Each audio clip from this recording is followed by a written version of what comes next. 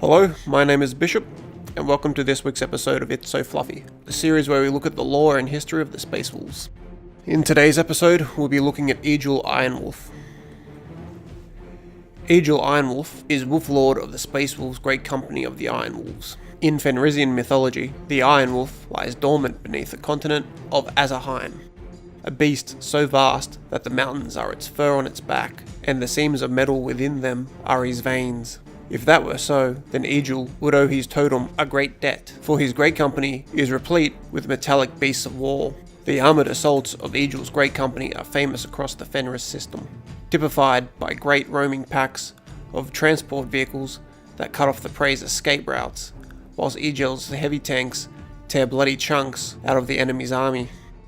Egil himself, an ugly and cog-toothed brute made of more metal than flesh, rides at the head of each armoured assault in a personalised Land Raider. Egil Ironwolf was born Egil Silverhand to the stone-faced tribes of Fenris, and was a gifted smith amongst the Nordic tribes.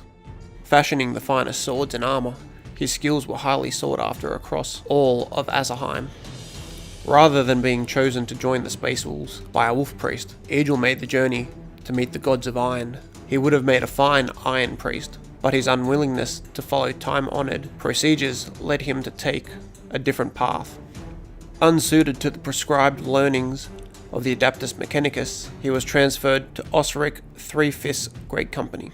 As the decades passed, his affinity with the machines of war remained. His uncanny ability to repair a crippled rhino or get one last charge out of a damaged las cannon led to his brother Space Wolves naming him the Iron Wolf, and more of the company came to owe their lives to a weapon or vehicle that had been improved by the hands of Egil. On Osric's death, these life debts led to Egil's ascension to Wolf Lord and adopted the moniker as his official title. The armory of this great company is as renowned as their Wolf Lord, due to the almost obsessive care the company takes in maintaining its weapons. The number of relics available to them far exceeds any other great company.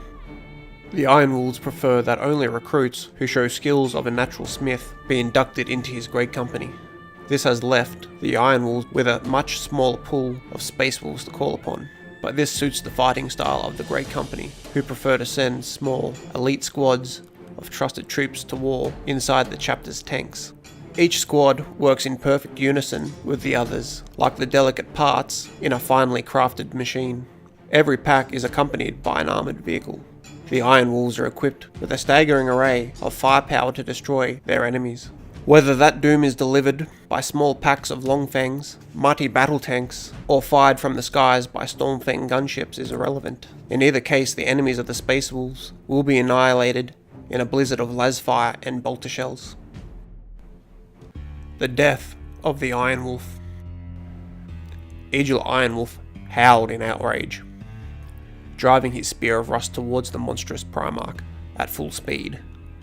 Ruby beams spat from the Land Raider's Godhammer las cannons, potent weapons indeed, but rendered pitiful in comparison to the lance strikes Magnus had weathered moments before. The Crimson King snarled in impatience, reaching out a clawed hand and clenching it into a fist. Egil Ironwolf leapt clear as his armoured steed was crushed by an invisible force, buckling like a paper sculpture in an armoured gauntlet. The Wolf Lord took up a las cannon from a dead Longfang and knelt into a sniper's crouch, sending a dead-eye shot stabbing towards Magnus's eye. The Primarch froze the las beam in place with a pinch of his fingers. With a beckoning gesture, he caught Egil Ironwolf in his telekinetic grip, yanked him in front of his own kill shot, and released the laser from its stasis. The las cannon beam slammed into Lord Ironwolf, vaporizing him from the waist up. It was an ignominious end to a mighty saga, but it had bought Logan Grimnar the time he needed.